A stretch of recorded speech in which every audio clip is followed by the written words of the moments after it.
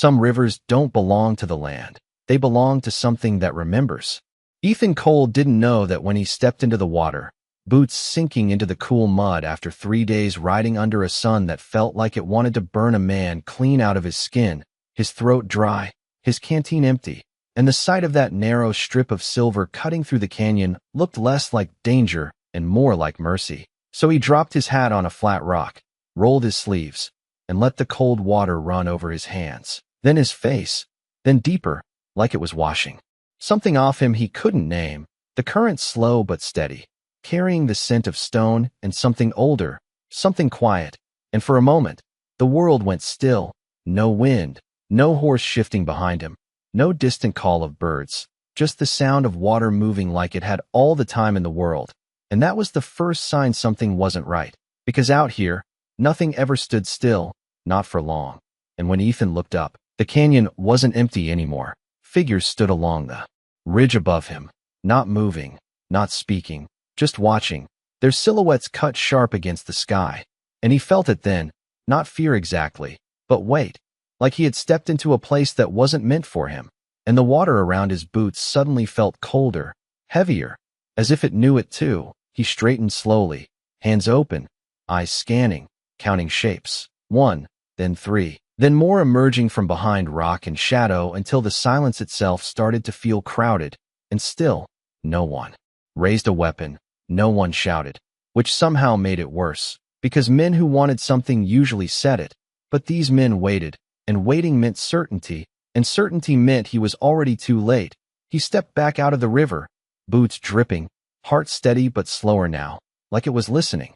And that's when the path behind him closed, more figures, closer now, moving with the kind of ease that comes from knowing every inch of ground under your feet. And Ethan realized this wasn't a chance encounter. This was a line he had crossed without seeing it, and the canyon had closed around him like a door, no rope, no threat, just presence, until one man stepped forward, older, taller in the way some men carry years like armor, his gaze fixed on Ethan not with anger, not even with judgment, but something quieter, something that felt like it had already made its decision long before Ethan ever saw the river. And when he spoke, his voice didn't rise, didn't echo. It settled into the space between them like it had always been there. That river, he said, eyes drifting for a moment to the water still moving. Behind Ethan's back, it does not forget who enters it. Ethan opened his mouth, ready to explain, to say he didn't know, that he was just passing through, just needed water. But the words stayed where they were, because something in the man's voice made explanations feel small, like they didn't belong here either. The wind picked up then, just enough to move the edges of coats and hair, carrying the scent of smoke from somewhere unseen. And the man took one step closer, not fast, not slow, just enough to make the distance feel intentional. You were not forced, he said, and Ethan felt that land harder than any accusation, because it was true. No one had pushed him, no one had tricked him. He had walked into that water on his own, chasing relief, chasing quiet, and now the quiet had closed around him in a way he couldn't step out of. The man's eyes held his for one long moment, and then he said the words that shifted everything without raising his voice even once. The river chose you. And for a heartbeat, Ethan didn't understand, not fully, but he felt it, like something had already moved beneath the surface of this moment, something bigger than a mistake, bigger than a rule. And then the man added, almost gently, and what it chooses, it does not release without a price. The words did not echo, but they stayed, settling into Ethan's chest heavier than the heat he had ridden through, heavier than the miles behind him. And for a moment no one moved, not the men along the ridge, not the horse shifting nervously behind him, not even the water that seemed to flow quieter now, as if it was listening to what would happen next.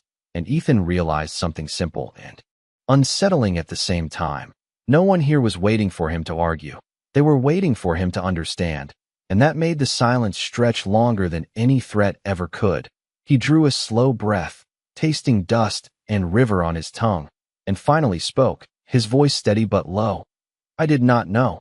And the older man studied him like that answer had been given many times before, like it had never changed anything. The wind shifted again, carrying the faint crackle of a fire somewhere beyond. The canyon wall, And then the man nodded once, not in agreement, not in forgiveness, just acknowledgement. Not knowing, he said, does not change what is done. And that was when the circle around Ethan loosened, not opening, but changing, like a path had been decided without needing to be pointed out. Two men stepped forward, not touching him, not forcing him, only turning and beginning to walk. And Ethan understood the choice that was not a choice. Stay where he stood and let this moment harden into something worse, or follow and find out what price the river had named for him. He reached for his hat, still resting on the flat rock where he had left it, dusted it once out of habit more than need, and placed it back on his head, then took a step after them, boots still damp, leaving darker marks in the pale dirt as he moved. The canyon opened slowly as they walked, the walls easing into wider ground where the air carried more than just stone and water. There was smoke now, and leather, and something else he could not place but felt like memory. And as the ridge leveled out, the shapes of a camp came into view, not large, not scattered, but set with intention, each structure placed like it belonged exactly where it stood. And people were there, watching, not hiding their gaze, not turning away, just observing the man who had come from the river. And Ethan felt those looks land on him one by one, not hostile, not welcoming, something in between that made him more aware of his own steps, his own breathing, like he had become part of a story already in motion. And then he saw her, standing just beyond the edge of the central fire, not surrounded, not shielded, simply there, as if she had always been standing in that exact place, her posture straight, her expression unreadable. And what struck him was not her presence among them, but the space around her. No one stood close, no one spoke to her. It was not distance out of respect. It was distance that had been there long before he arrived, like a quiet boundary no one crossed. Her eyes met his for a brief moment, dark and steady, and then moved past him as if he were just another passing thing. And somehow that felt heavier than if she had stared. The older man stopped a few steps ahead, turning slightly so Ethan stood between him and the fire, between the past he had ridden from and whatever waited here. And when he spoke again, it was softer, but it carried further. The river does not punish, he said. It reveals. Ethan frowned slightly, the words settling without meaning yet, like pieces of something larger he could not see. And the man continued. Every man who enters believes he is taking something, water, relief, a moment to breathe. His gaze shifted briefly toward the girl, then back to Ethan. But the river takes measure instead. The fire cracked softly, sending a thin trail of sparks upward into the dimming sky, and the man's voice lowered just enough that Ethan had to listen closer. You will understand before the night ends. And for the first time since stepping into that water, Ethan felt something shift inside him. Not fear, not yet, but the sense that whatever this was, it had nothing to do with the river alone, and everything to do with the people standing in front of him, especially the one who had not looked at him twice. And he realized, without anyone saying it, that the price had not been named yet, but it was already waiting. The fire had burned lower by the time the first words reached him again, not from the chief, but from the quiet movement of the camp settling into night. Leather creaking, low voices carried just far enough to be heard but not understood, and Ethan stood where they had left him, not bound, not guarded, yet more aware of every step he could take than if a dozen rifles had been pointed his way, because no one here needed to force him to stay. Something in the air did that already, something older than rules, and he found his eyes drifting back to her without meaning to. Ayanna stood near the far edge of the firelight now, the glow brushing one side of her face while the other remained in shadow, and even in that half-light, the distance around her remained. No one crossed it, no one filled it, and he realized it was not emptiness, it was habit, a space that had been left untouched long enough to become part of who she was. And when she finally moved, it was not toward him, not toward anyone, just a few quiet steps to adjust a small bundle near her feet, simple, careful, like she was used to doing things without being seen, and that unsettled him more than anything else since stepping into the river, because it felt wrong in a way he could not explain. The chief's voice came again from somewhere just behind him, softer now, as if the night itself required it. You watch her, he said, not as a question, and Ethan did not turn right away. I am trying to understand, he answered, and the chief let that sit for a moment before stepping beside him. His gaze not on Ethan, but on the same figure across the fire. "Most men do not try," he said, and there was no judgment in it, only fact. Most men look once, and they decide. The fire cracked again, a small sound that carried in the stillness, and Ethan found himself asking before he could stop it, decide what? And the chief's eyes narrowed slightly, not in anger, but in something closer to memory, that she is not meant for them, he said, and the words felt too simple for the weight behind them. Ethan shifted his stance, boots pressing into the dirt as he tried to place the feeling that had been building since he saw her. "And the river," he said slowly.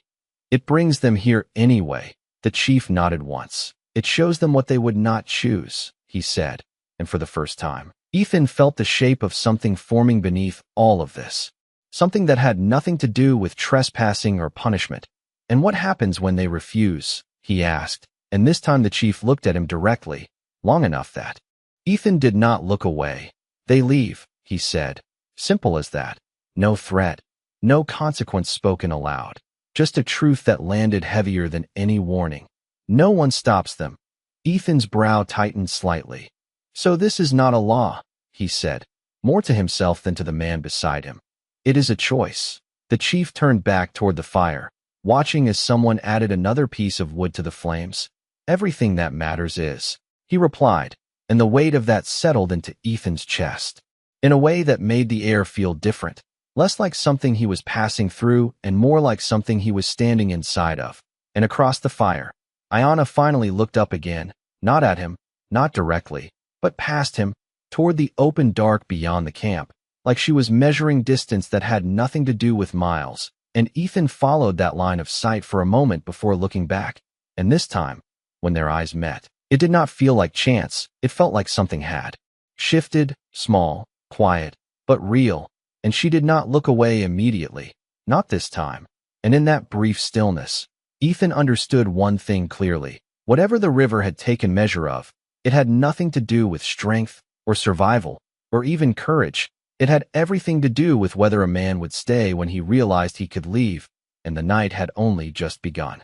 The fire burned steady now, low and patient, casting long shadows that stretched and folded across the ground like they were listening too, and Ethan found himself no longer standing where he had been told, but shifting slowly, step by step, until he stood just at the edge of that quiet space no one else seemed willing to cross.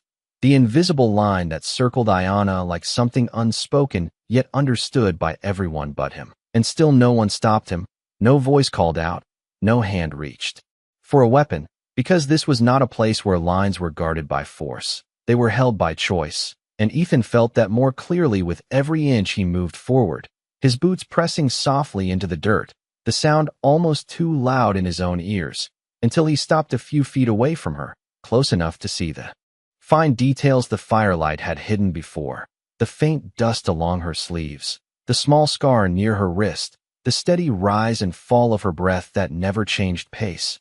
Not when he approached, not when he stood there waiting for her to acknowledge him. And for a moment, neither of them spoke, the night settling around them like it had decided to give them space. And when she finally looked at him, it was not with surprise, not with curiosity, but something quieter, something that felt like recognition without welcome. "You should leave before morning," she said, her voice calm, measured, carrying no weight of anger or fear, just certainty. And Ethan let out a slow breath, nodding slightly, though he did not step back. "That seems to be what everyone expects," he replied, and her gaze did not shift, did not soften. "Not expects," she said. "Understands." The word landed differently, heavier in its simplicity, and Ethan tilted his head just slightly, studying her now with the same quiet attention she had given him earlier. "And you?" he asked. "Do you understand it the same way?" A flicker passed through her eyes then, so small it might have been missed if he had not been watching for it. But it was there, something beneath the surface, something held back not out of weakness, but out of habit.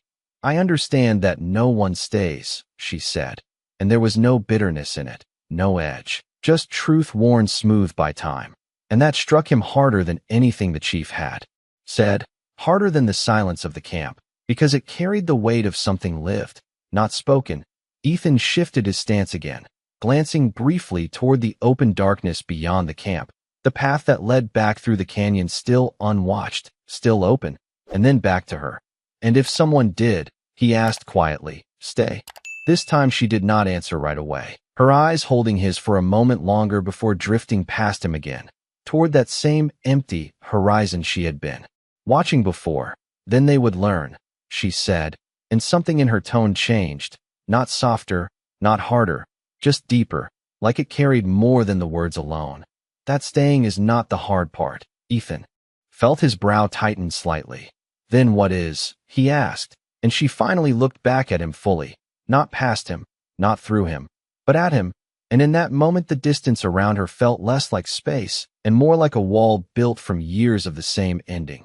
Choosing to stay when you are no longer expected to, she said, and the fire cracked again behind them, sending a brief flare of light across her face, and for the first time, Ethan saw it clearly, not strength, not distance, but something quieter, something closer to waiting, not for him, not for anyone, just waiting for something that had never come, and the realization settled into him slowly, like water finding its way into cracks in stone.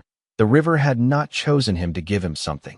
It had placed him in front of something no one else had taken, and as the night stretched deeper, the path behind him remained open, untouched. And for the first time since he stepped into that water, Ethan understood that leaving would be the easiest thing he could do, and that was exactly why it mattered whether he did. The night deepened in a way that felt almost deliberate, like it was giving him time he had not asked for, and Ethan found himself stepping back from Ayana, not because he wanted distance, but because he needed space to think. The fire behind him now, just a low glow, the voices of the camp softer, fading into something that no longer demanded his attention. And for the first time since he entered the canyon, he looked toward the path that led out, really looked at it, the slope of the land, the narrow cut between the rocks, the way the moonlight traced a clear line all the way back to where his horse waited, untied, untouched, as if no one had ever planned to keep him here at all. And that realization settled heavier than anything else, because it meant every step he had taken since the river had been his own, and every step he would take next would be too. He moved slowly in that direction, boots quiet against the dirt, the distance between him and the camp stretching with each step. And no one called out, no one followed, not even a glance from the figures near the fire, as if his leaving had already been accounted for long before he arrived.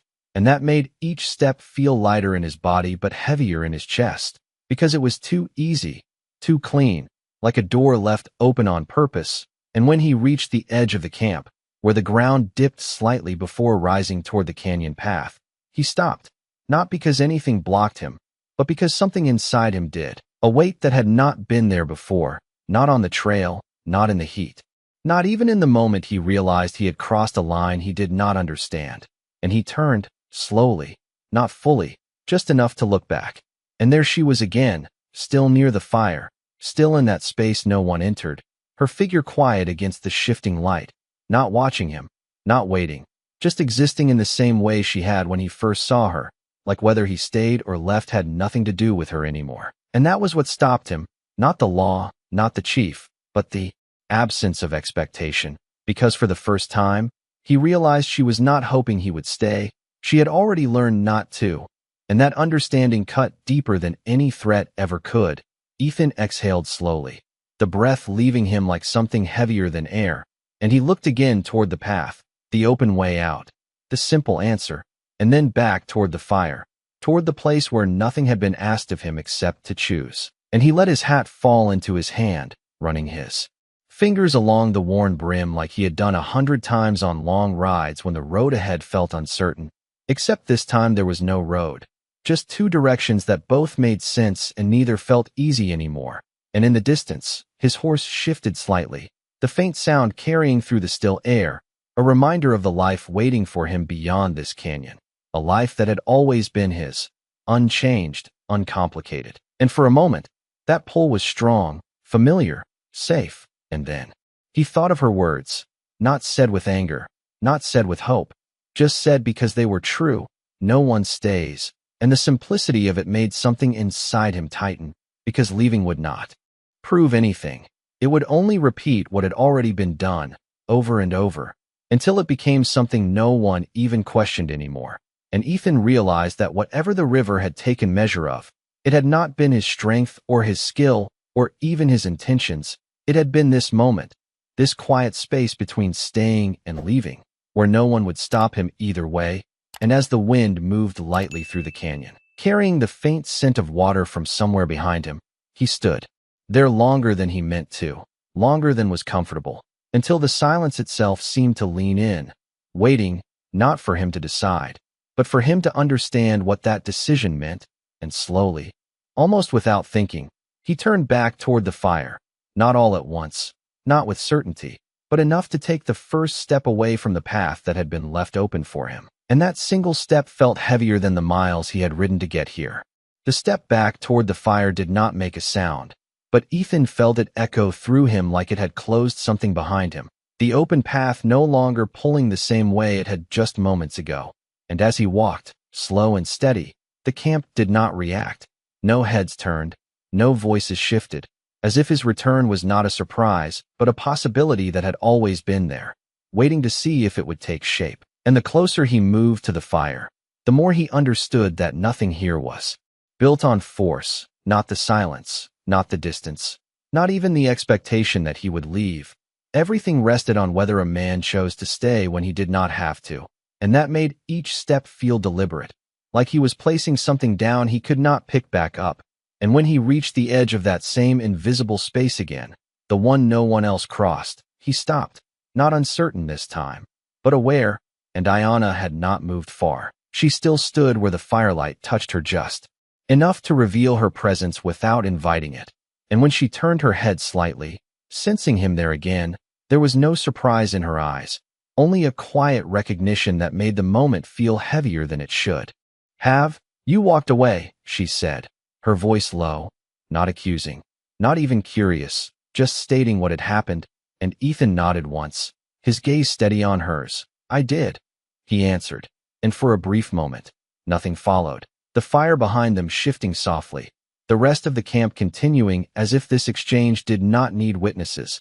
And then she looked at him more directly, searching not for an answer, but for something deeper than words. "Most do not come back from that," she said, and there was something in the way she spoke it that carried more weight than the sentence itself, something that hinted at how many times that path had been taken without return. Ethan let out a slow breath, feeling the dust settle in his chest as he spoke again. "I thought leaving would make it simple," he said, and she held his gaze without interruption, allowing the words to exist without rushing to meet them. "And it did not," she replied quietly, and that was the closest thing to understanding he had heard since stepping into the river, because it was not agreement, it was recognition, and that made it real in a way nothing else had been. Ethan shifted his weight slightly, his boots grounding him in the same place where so many others had stood before making the easier choice. "The chief said the river reveals something," he continued, not breaking eye contact now. "I think I am starting to see it." Ayanna's expression did not change, but something in her posture softened just enough to notice, like a wall had shifted by an inch, not enough to open, but enough to show it was not unbreakable. "Then you understand why you should still leave," she said, and the words landed differently this time, not as a warning, but as something closer to protection. And Ethan frowned slightly. "Because staying changes things," he said, more certain now, and she shook her head once, small, controlled. "Because staying does not," she answered, and that made him pause, the meaning not immediate but heavier the longer it sat. "Nothing here changes because you decide to stay," she added, her voice steady. "Not the people, not the past, not what has already been learned." The firelight flickered across her face again, catching the edge of something deeper, something carried quietly for longer than it should have been. "The only thing that changes is you."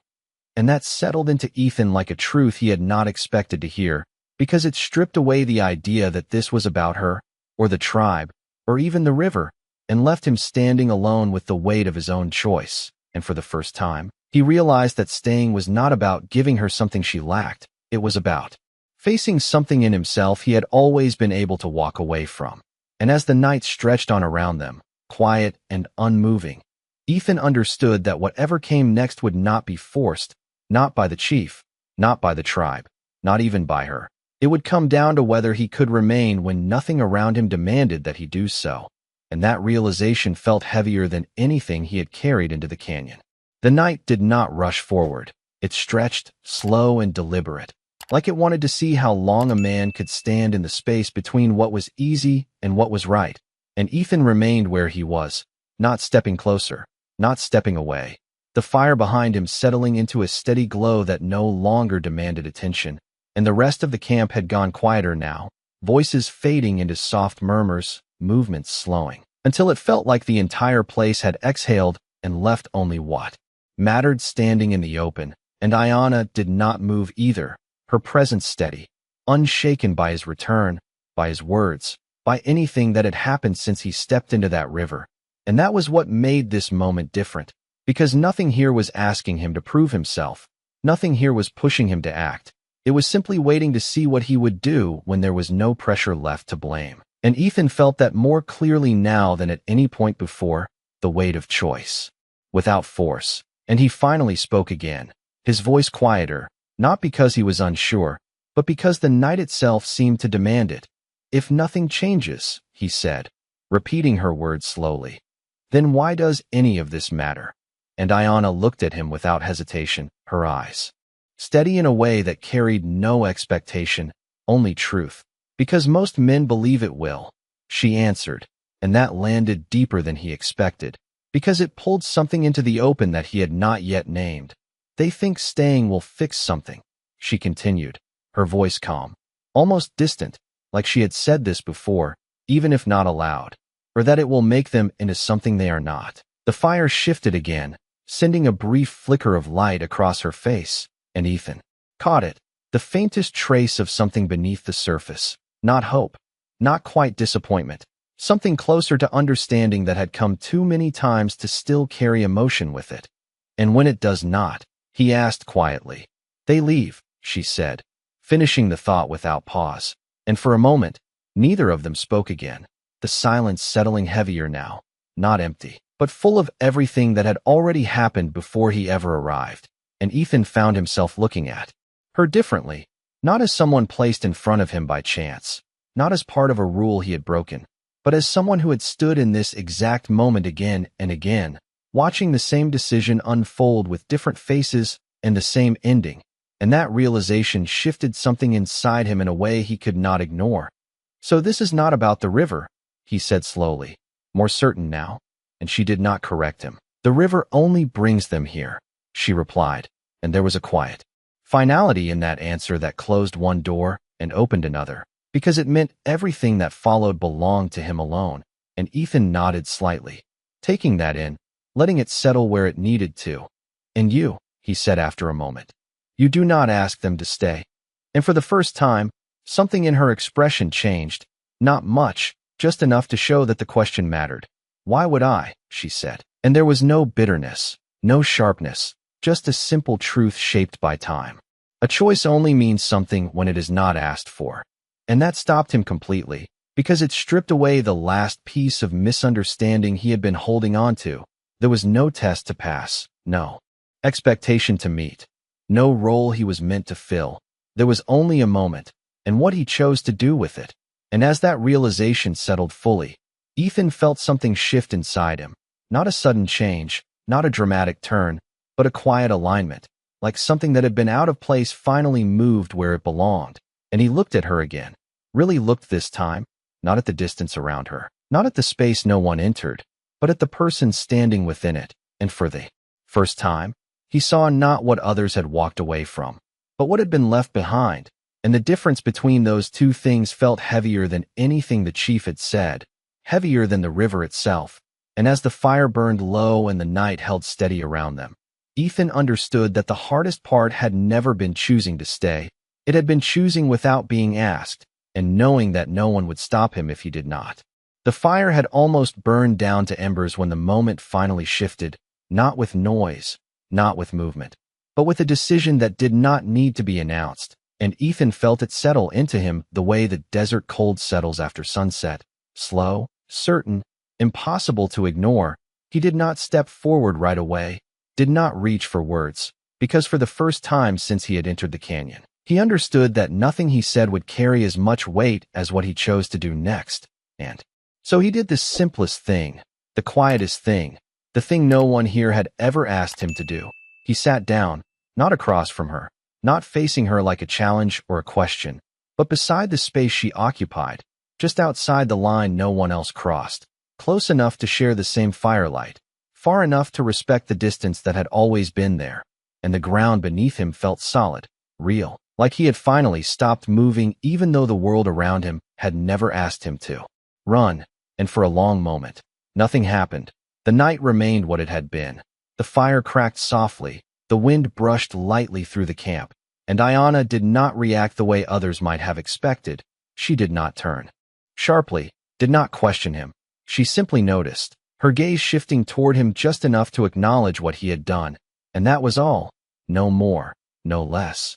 And somehow that made it heavier than any reaction could have, because it meant this moment was not new to her. It was only different in one small way. He had not left. Ethan rested his hands loosely on his knees, his hat set beside him, and he looked out toward the dark beyond the camp, not searching for a path anymore, not measuring distance, just sitting in the same stillness that surrounded everything here. And after a while, he spoke, his voice low, steady. "I am not staying because of the river." And the words felt right as soon as he said them, like they belonged to him in a way nothing else had since he arrived. Ayanna did not respond immediately, the silence stretching just long enough to hold the meaning between them. And then she asked, not turning fully toward him, "Then why?" And there was no challenge in it, no expectation, just a question that existed because he had chosen to remain. Ethan exhaled slowly, his breath visible in the cooling air, because leaving would not change anything, he said, and then after a brief pause, "Accept me." And that was the truth of it, simple, unadorned, heavier than anything he could have said before, and Ayanna's gaze lingered on him a moment longer this time, not searching, not measuring, just seeing, and for the first time, the distance around her felt different. Not gone, not broken, but altered, like something had shifted without being forced, and she looked back toward the fire again, the faint glow reflecting in her eyes. "Then you understand," she said quietly, and there was something new in her voice, not hope, not quite, but something that had not been there before, something that had not been allowed to exist until now. And across the camp, the chief stood in the shadows beyond the firelight, his presence steady, watching without interrupting, without stepping forward, because there was nothing left for him to decide. This was no longer about law or tradition or even the river. It was about a man who had been given a choice no one else had, enforced, and had chosen to return anyway. And as the first light of dawn began to touch the edge of the sky, faint and pale against the darkness, Ethan remained where he was, not waiting for something to happen, not expecting anything in return, just present in a way he had not been before, and the silence that followed was not empty. It was full of everything that had led to this moment and everything that would come after. And for the first time since he had stepped into that water, the weight he carried did not feel like something to escape. It felt like something he had chosen to hold, and that made all the difference. Morning did not arrive all at once. It came slowly, like the land itself was deciding whether to reveal what had been chosen in the dark, a thin line of pale light stretching across the horizon, touching the edges of the camp one piece at a time, and Ethan had not moved, not since he sat down beside that quiet space, his hands still resting loosely where he had left them, his hat still on the ground beside him. And the air carried a different weight now, cooler, clearer, as if the night had taken something with it when it left. And around them, the camp began to stir, not with urgency, not with surprise, but with the same steady rhythm it had always held, people moving, fires being tended, quiet voices returning like they had never gone. And still, no one approached, no one questioned what had happened or what it meant, because here, understanding did not need to be spoken. It was seen, and Ayanna rose first, not abruptly, not as a reaction, just as part of the morning, brushing the dust from her hands, her movements calm, unhurried, and for a moment, she stood there, looking out toward the open land beyond the canyon, the same way she had the night before, But something in her posture had shifted, not enough for most to notice, but enough that it no longer felt like waiting for something that would never come. And Ethan stood a moment later, not because he was told, not because he was expected to, but because it felt like the next step in something that had already been decided without words. And when he reached down to pick up his hat, he did not place it back on his head right away. He held it there, turning it once in his hands like he was measuring something new, something that had not been there when he first stepped into that river and across the camp. The chief moved forward at last, his presence steady, his gaze passing over both of them without interruption, without ceremony. And when he stopped a few feet away, he did not look at Ethan first. He looked at his daughter, just for a moment, long enough for something unspoken to pass between them, something that had been understood long before this morning.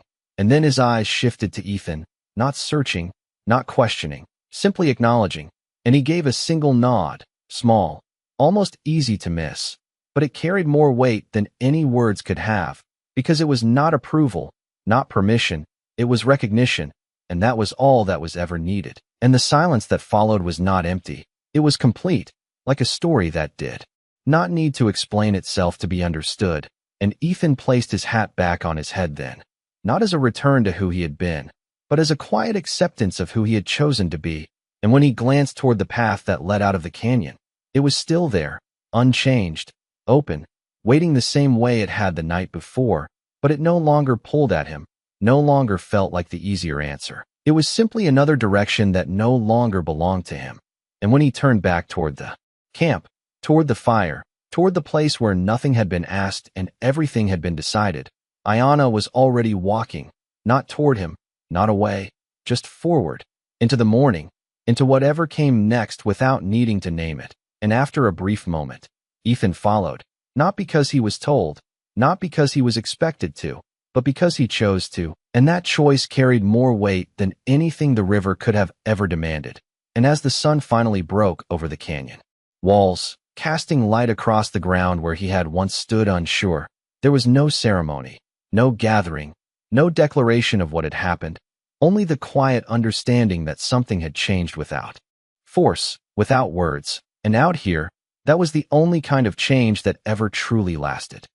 They said she carried bad luck like dust on her skin, and by sunrise, those same voices would fall quiet without a single shot fired. But no one in that town knew it yet. Not when the sun still hung low over the wooden roofs and the wind dragged heat across the empty street like a warning no one could hear. She stood at the edge of the well, hands still, eyes lowered, waiting in a silence that felt older than the town itself. And no one stepped forward, not the men leaning on the rail, not the women whispering behind gloved hands, not even the boy who had been sent to fetch water but now stared at her like she didn't belong to the same world. Someone laughed, low and sharp, and the bucket rope creaked as it swung away from her reach, just enough to remind her where she stood in their eyes. Ethan Cole watched it all from the shade of the saloon porch, boot heel pressed against dry wood, hat tipped just low enough to hide the way his gaze stayed on her longer than it should. He had seen that look before, the kind that comes from being pushed outside of everything that once felt like ground beneath your feet, the kind that doesn't ask for help because it already knows the answer. The wind shifted, carrying the smell of leather and sunbaked dust, and still she didn't move, didn't argue, didn't beg, just stood there like she had already accepted something the rest of them didn't understand. Another voice rose, louder this time, telling her to leave, telling her this town had no place for her kind, and the words hung in the air longer than they should have. Heavy, certain, wrong. Ethan exhaled slow, like a man counting something only he could see, then stepped off the porch, each footfall quiet but deliberate, crossing the space no one else would cross. He didn't look at the others, didn't acknowledge the stares turning toward him, just walked straight to her side and reached for the rope, pulling the bucket up hand over hand until the water caught the light between them. For a moment, she didn't take it, her eyes lifting just enough to meet his, and there was no gratitude there, no relief, only a question sharpened by something deeper, something older than this place. He held the bucket steady anyway, like the answer didn't matter. The town went still in that strange way it does before something changes shape, before a line gets crossed that can't be drawn back again. You don't have to stand alone, he said, voice low, not loud enough to carry far. But it didn't need to, because the silence around them had already begun to listen. Somewhere behind them, a door creaked open, then shut just as fast. And the wind shifted again, colder this time, like the desert itself had turned its head. She studied him for one long second, then took the water, fingers brushing his just enough to make the moment real. And somewhere far beyond the ridge, where the land rolled into shadows and heat, something unseen had already begun to move toward them, slow, certain, inevitable, though no one in that town, not yet, understood what they had just set in motion. The bucket was empty before the sun reached its highest point, and still the town had not decided what to do with what they had just witnessed, because a line had been crossed in silence, and no one could quite name it without admitting something about themselves they were not ready to face. Ethan returned to the porch as if nothing had happened, resting his back against the same post, but the shade felt thinner now, like the heat had followed him there on purpose. Across the street, she moved without hurry, carrying the water as if she had done it 1,000 times before, though every step she took seemed to echo louder than it should, drawing eyes that quickly looked away when she turned. They called her Naeli when they thought she could not hear, a name spoken like it carried a warning, like it meant something had gone wrong long before she ever reached their town. No one could agree on the story, only on the ending, that she did not belong, that she had brought something with her that did not fit between wooden walls and narrow minds. The barber swore he had seen her near the ridge at dusk, standing alone, speaking to no one, while the wind bent around her like it knew her name. The woman who ran the boarding house claimed her presence made the lamps flicker, though the oil was fresh and the glass was clean. Even the sheriff, a man who preferred simple explanations, had started watching the horizon more often than the streets. But Ethan did not listen to any of it, not because he believed none of it, but because he had learned long ago that stories told by crowds rarely belong to the truth. Late in the afternoon, when the shadows stretched long and thin across the dirt, he found her again at the edge of town, where the land began to open into dry grass and scattered stone, a place where fences ended and nothing held you in place but your own choice to stay. She stood with her back to him, the wind pulling gently at her hair, carrying the faint scent of smoke and sage that did not belong to anything nearby. He stopped a few feet away, far enough to leave space, close enough to be heard without raising his voice. "You should not have done that," she said before he could speak, her words steady, not angry, not grateful, just certain in a way that made the air feel heavier. Ethan glanced toward the town behind them, then back to her, the sun catching in his eyes as he answered. Seemed like it needed doing. And for a moment, that was all there was. Two people standing between a place that rejected one of them and a horizon that promised nothing to either. She turned then, slowly, studying him like she was measuring something that could not be seen, and when she spoke again, her voice carried something different, not warning, not fear, but wait. "You think this ends with water and silence," she said, and the wind shifted again, colder than it should have been for that time of day. "But you do not know what it means to stand where you just stood." And Ethan did not look away, did not step back, only met her gaze with the same quiet steadiness he had shown at the well, as if whatever came next had already been decided somewhere neither of them could see. Far beyond the ridge, a line of dust had begun to rise, too distant to notice, too deliberate to be chance, and the land itself seemed to hold its breath as if it understood something the town did not. The dust on the horizon did not belong to cattle or traders. It moved too steady, too measured, like something that knew exactly where it was going. And though the town had not yet seen it, something in the air had already begun to change, the kind of change that settles into the bones before it ever reaches the eyes. Ethan remained where he stood a moment longer, watching Naeli as she turned back toward the open land, her steps unhurried, as if time did not press on her the same way it did on everyone else, and that alone should have been enough to tell him this was no ordinary crossing of paths. "Then tell me," he said quietly, not raising his voice, not chasing after her, just letting the words fall between them. "What does it mean?" And she stopped, not fully turning, just enough that he could see the line of her jaw tighten slightly, as if the answer carried weight she had no interest in sharing. "It means," she said after a long second, "you have stepped into something that does not bend for men like you."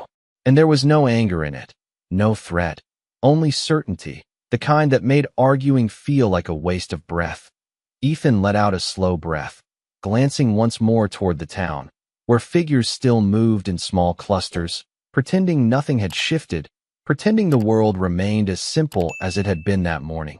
"I have never been much for bending," he replied, and for the first time, something flickered in her expression. Not quite surprise, not quite approval, something in between. That disappeared as quickly as it came. The wind picked up again, carrying a faint sound that did not belong to the usual rhythm of the land, distant, almost mistaken for thunder, but too even, too deliberate. And Ethan's eyes narrowed slightly as he looked past her toward the ridge, though from where he stood, there was nothing yet to see. Nayeli followed his gaze for only a moment before turning back, her voice lower now, almost lost beneath the shifting air. "You should leave before night," she said, and this time there was something else beneath the words, something closer to warning than before. Ethan shook his head once, slow, as if the decision had already been made long before this moment. "Not leaving you here," he said, simple, direct, and the kind of statement that did not ask permission. She studied him again, longer this time, as if searching for something that would make him step back, something that would place him back where he belonged in the order of things. But whatever she was looking for, she did not find it. Instead, she reached beneath the edge of her worn shawl and pulled free a small object, a narrow strip of leather bound around a piece of turquoise stone, worn smooth with time, and held it in her hand without offering it, without explaining it, just letting it catch the fading light between them. Ethan's eyes dropped to it for a fraction of a second before lifting back to her face. And though he said nothing, something in his stillness shifted, like a memory brushing against the edge of recognition. "This is why they fear," she said, her voice steady again. "Not because they understand, but because they do not." And she closed her fingers around the stone, hiding it from view as if the act itself mattered more than the object. The sound in the distance grew just slightly louder, still far, still unseen, but no longer easy to ignore, and the wind that carried it now felt colder against the skin, like the first hint of a storm that had already decided to arrive. Ethan adjusted his stance, not reaching for anything, not preparing in any visible way, just grounding himself in place as he looked once more toward the ridge, and this time, if only for a second, a thin line of movement broke the horizon, too small to name, too precise to dismiss, and whatever came with it was already closer than the town would have ever believed. The line on the horizon grew clearer with every passing minute, no longer a trick of light or heat, but riders, steady and silent, cutting across the land like a thought that had already been decided long before it reached the town.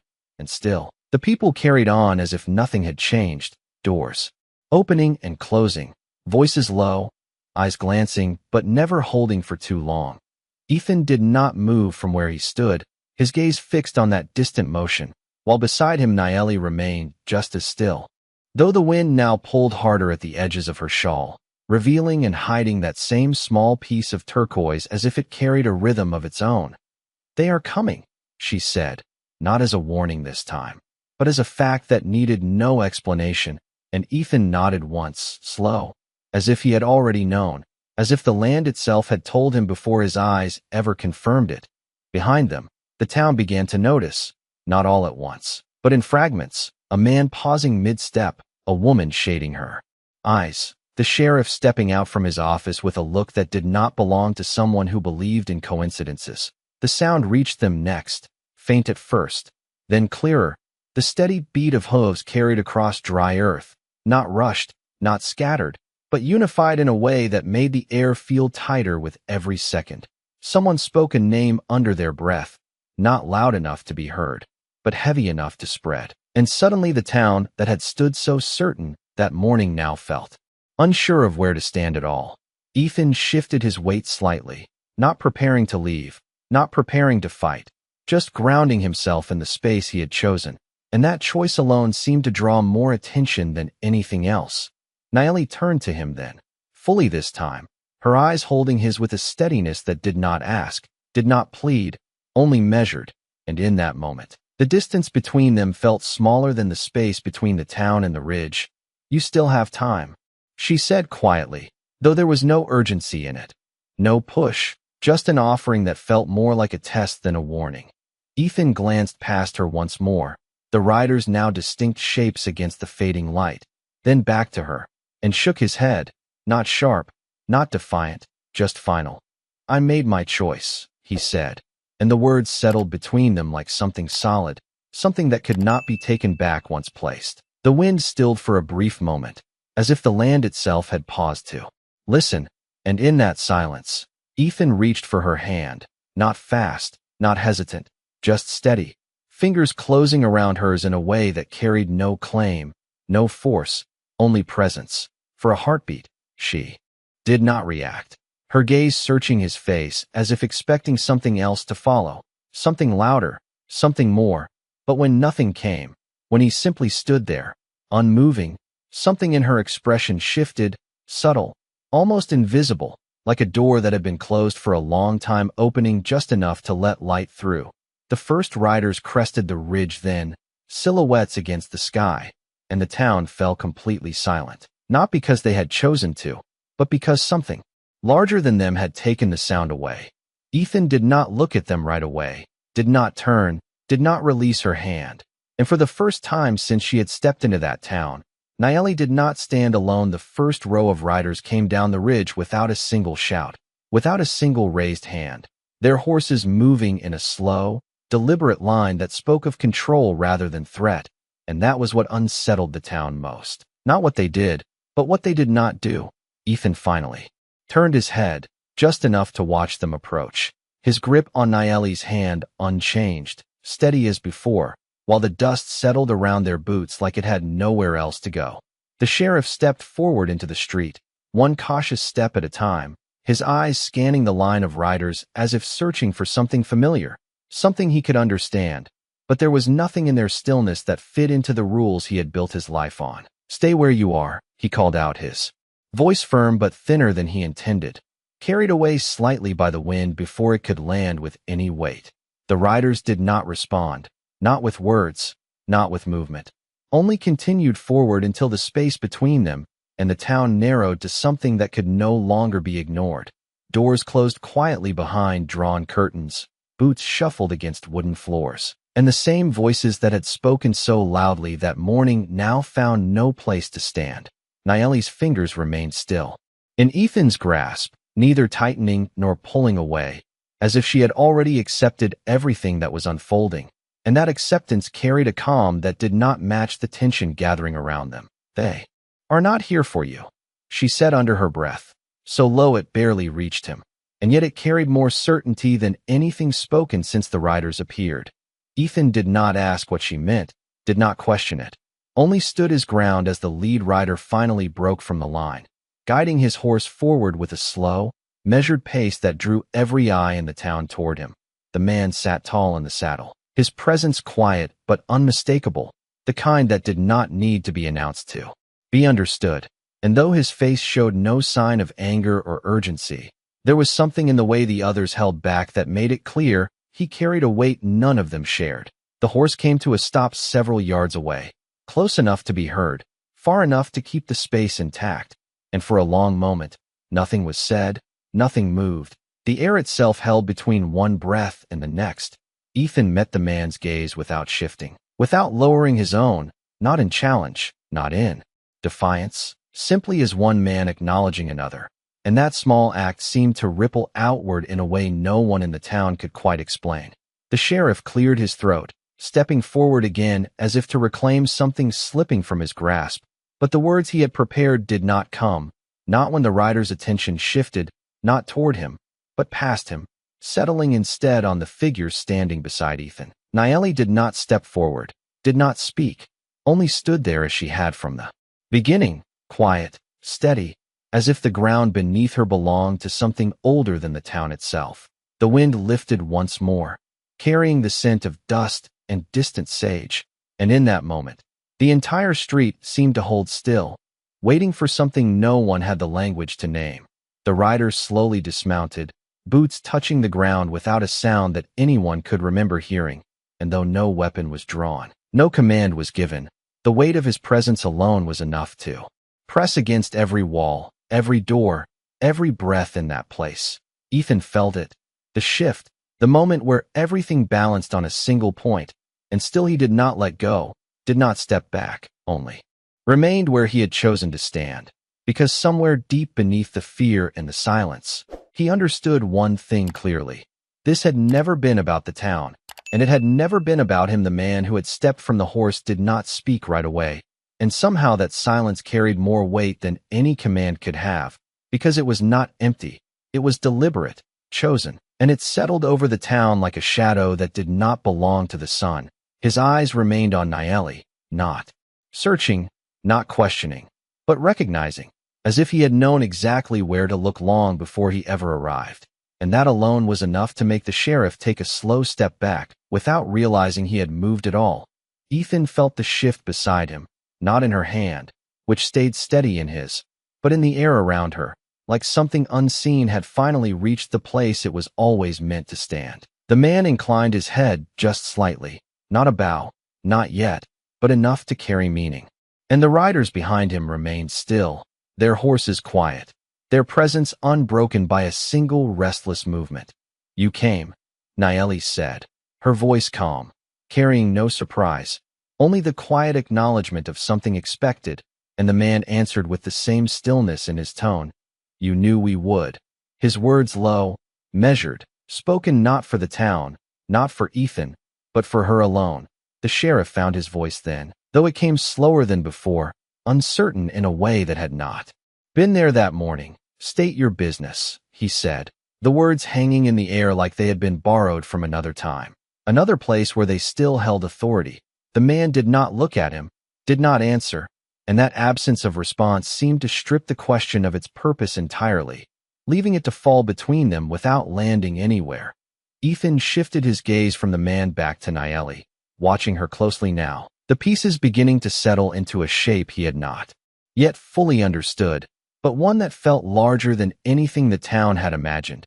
"You should not have stayed," she said softly, though there was no regret in it, no apology, just a statement shaped by something deeper than circumstance. Ethan gave a faint shake of his head, the smallest motion, but enough. "I told you," he replied, and there was nothing more to add to that, nothing that needed to be said again. The man's eyes moved then, finally, lifting from Naeli to Ethan, and for a brief moment, the world seemed to narrow to that single exchange, not hostile, not welcoming, simply measuring, as if weighing something that could not be seen with the eye alone.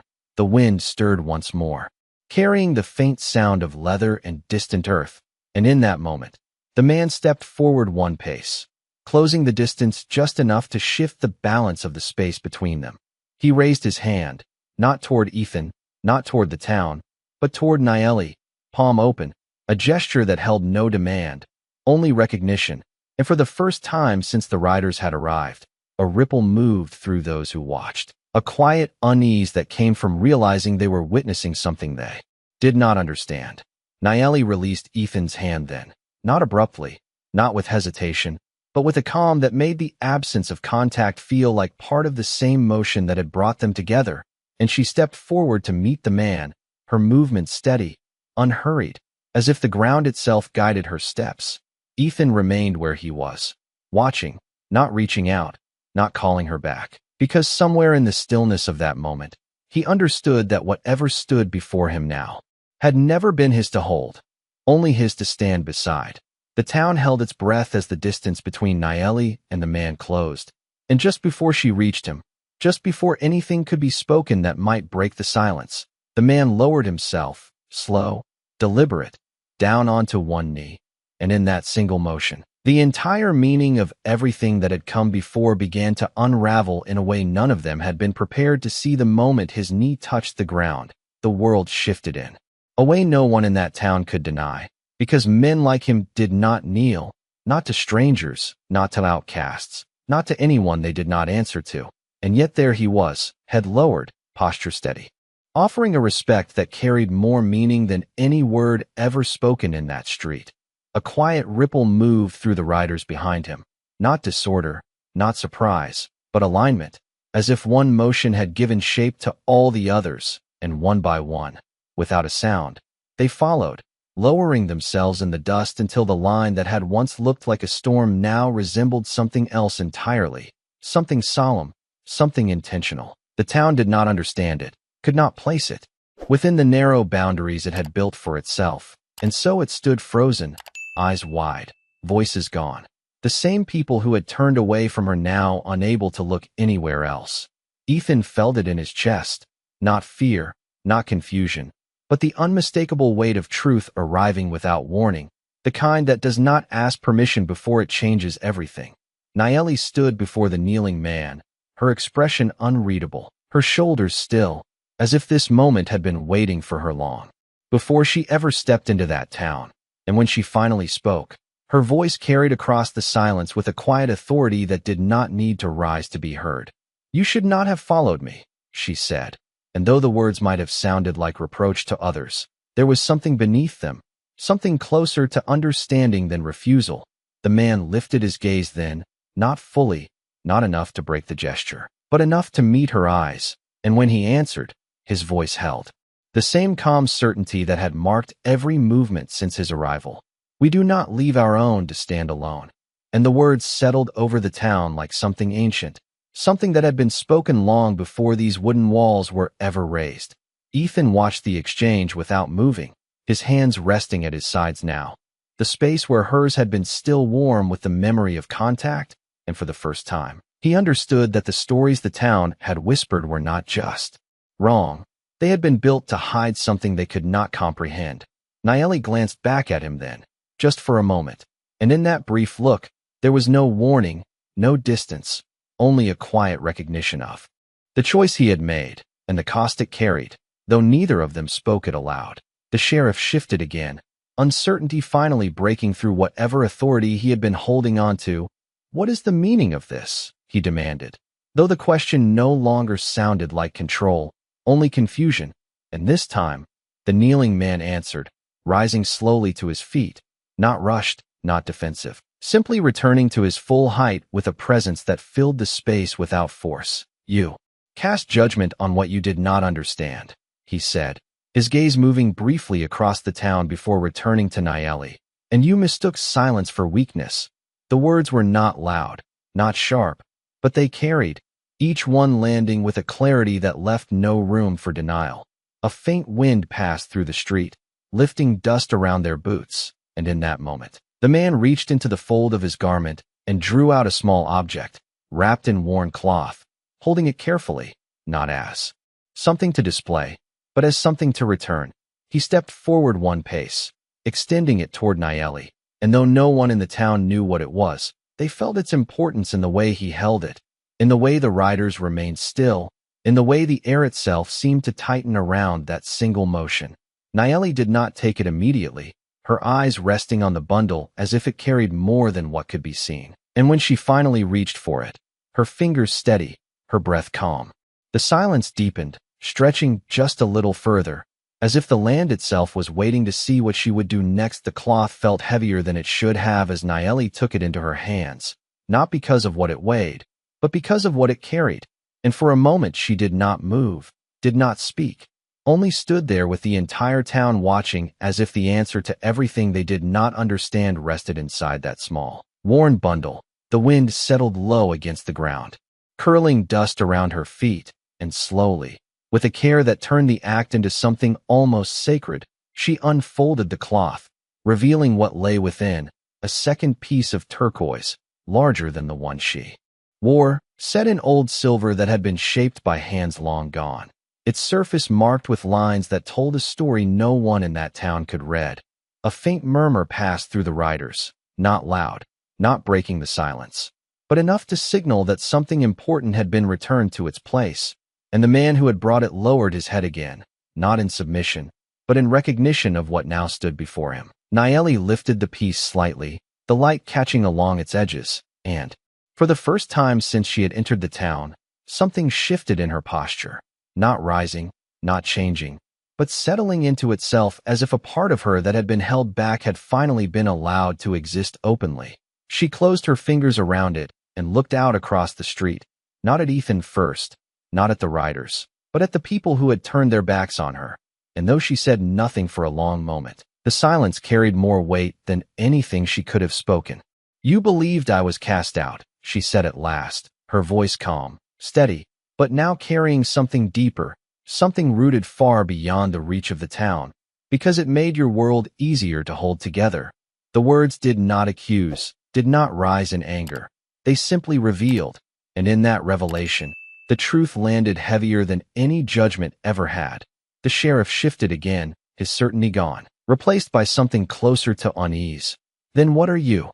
he asked, though the question came out quieter than he intended, as if he already knew he would not like the answer. Naeli turned her gaze back to him, not harsh, not forgiving, just clear.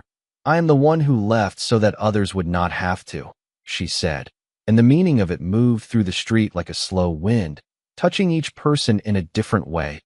"I carried your fear so it would not reach my people," she added, her hand tightening slightly around the turquoise. "And I carried their silence so it would not reach you." The words hung there, bridging a space no one had ever tried to cross. Ethan felt it then, the full shape of what she had done, not just for her own people, but for the town that had never deserved it. And he did not move, did not speak, because there was nothing he could add that would not diminish the weight of what had already been said. The man beside her stepped forward again, not interrupting, not taking the moment from her, only standing close enough to be heard when he spoke. "She was never cast out," he said, his voice carrying across the street with quiet certainty. "She chose to walk alone so that neither side would have to face what they feared, and the truth of that settled into the bones of the town, leaving no space for the stories they had told themselves." Naeli lowered her gaze briefly, not in shame, not in doubt, but in something quieter, something closer to acceptance, then turned slightly, her eyes finding Ethan at last. And in that look, there was no distance left, no warning. Only the quiet acknowledgement that the choice he had made had brought him into something far larger than either of them had spoken aloud. The turquoise rested in her palm, catching the last light of day, and though no one said it, everyone understood that whatever came next would not be decided by fear, but by her. The last light of the day rested on the edge of the rooftops as the town stood in a silence that no one dared to break, not after hearing what had been revealed. Not after realizing that the woman they had turned away had been carrying something far heavier than any of them had ever been asked to bear. Naeli let the second turquoise rest in her palm for a moment longer before closing her fingers around it. The two pieces now joined not just by silver and stone, but by something older, something that did not need to be spoken to be understood. The man beside her stepped back without a word, giving her the space that had always belonged to her. And the riders behind him remained still, waiting, not for a command, but for a choice. Ethan did not move from where he stood, though the weight of everything that had unfolded pressed against him like the heat of the desert at noon, steady, undeniable, and yet he held his ground the same way he had from the beginning, not because he knew what would come next, but because he had already chosen where he belonged. Naeli looked across the town one final time, her gaze passing over faces that now held something different, not understanding, not yet, but something quieter, something closer to the beginning of it. And she could have spoken then, could have said something to ease the distance, to mend what had been broken, but she did not, because some things were not meant to be repaired with words. Instead, she turned, slowly, deliberately, until she faced Ethan fully, the fading light catching in her eyes, and for a moment, the rest of the world seemed to fall away, leaving only the space between them. "You knew nothing," she said, her voice calm, without accusation, without regret, "and still you stood." And the truth of that settled between them like something that did not need to be questioned. Ethan met her gaze without hesitation, the same quiet steadiness that had carried him this far still present. "Seemed like the right place to stand," he replied, and there was no attempt to make it more than that. No effort to explain or justify, only the simple honesty that had guided him from the start. Something in her expression softened then, not in a way the town could see, not in a way that changed her posture, but in a way that mattered, in a way that shifted the space between them from distance to something closer, something shared. She stepped toward him, not as someone seeking shelter, not as someone asking permission, but as someone who had made her own decision, and when she reached his side, she did not take his hand this time. She simply stood there, equal, present, no longer alone and no longer apart.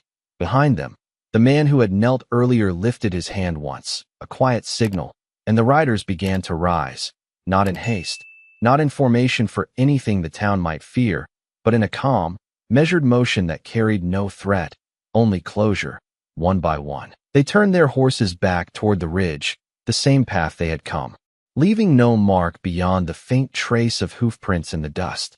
The town watched as they disappeared into the fading light, the silence they left behind heavier than the one they had arrived with. Because this time, it carried understanding, or at least the beginning of it. The sheriff lowered his gaze. The others followed, not out of fear, but out of something they could not quite name, something that felt like the first step towards seeing what they had refused to see before. Ethan remained where he stood, the wind brushing lightly against his coat, and beside him, Naeli did the same. The two of them facing the empty horizon where the riders had vanished, and though nothing had been promised, nothing had been declared, something had changed all the same. The town would remember this day, not for what had been taken, but for what had been revealed, and long after the dust had settled and the stories began to form again, one truth would remain. Out here, justice did not arrive with noise or force. It arrived quietly, in the space between two people who chose to stand where others would not, and sometimes that was enough.